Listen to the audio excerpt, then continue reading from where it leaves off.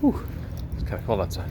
I've never been in a movie theater where a few people actually left before it was done. I do very much feel sorry for the guy who showed up dressed as the Joker. He probably looked incredibly heartbroken. Okay, good things. Cinematography. This is shot really well. Some of the acting is done really well. Lady Gaga as Lee Quinzel. Yeah, I thought she did a really good job. Joaquin Phoenix, again, did a good job as the Arthur Fleck / Joker. I kind of like the opening animation bit to kind of push the split personality thing. I'm like, okay, that could kind of work. I can kind of see where they're going with that.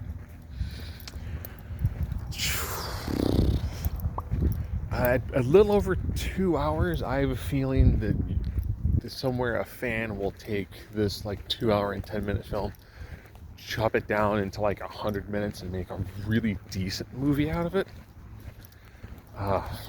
The musical aspects of it. When Lady Gaga did it, it was fine because it kind of made sense. If you want to have her be crazy and that's the way she views the world, that actually would work pretty well. Other than that, they just kind of sang bits and pieces of dialogue, and it was just it didn't flow. It was very, very jarring.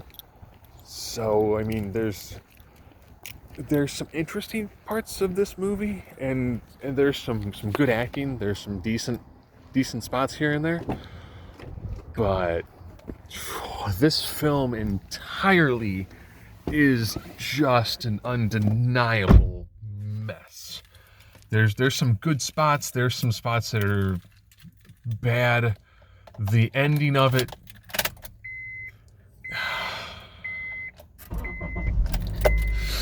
This is gonna. Oh, cheers. I'm still trying to figure out how this movie cost $200 million. I mean, the first one was good because it worked from a psychological aspect. This one has bits and pieces of that, but then it just keeps on going. And you could probably cut the last like 10 minutes of the film, give or take. You could end with like the climax at the court scene, and then a few minutes after that, and it would be fine.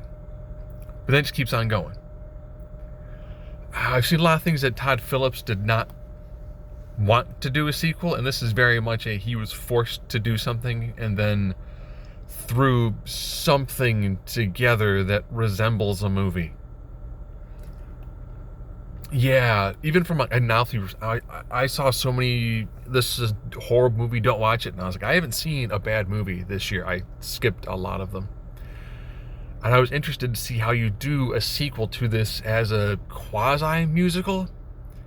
And it fails as a musical, and as a sequel, it's bloated.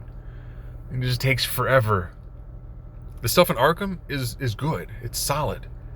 The courtroom stuff, again, is solid, but not for this sort of movie.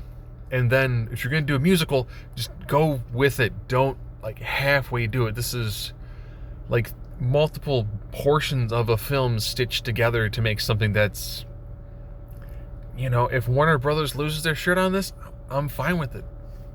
I am. Don't see this in theaters. Wait for it to come out on a streaming service that you're not paying for. Don't spend money to rent this. Let it lose as much money as possible. And if you want to see it, wait for it to come out on Max, which it'll probably be by the end of the year, easily.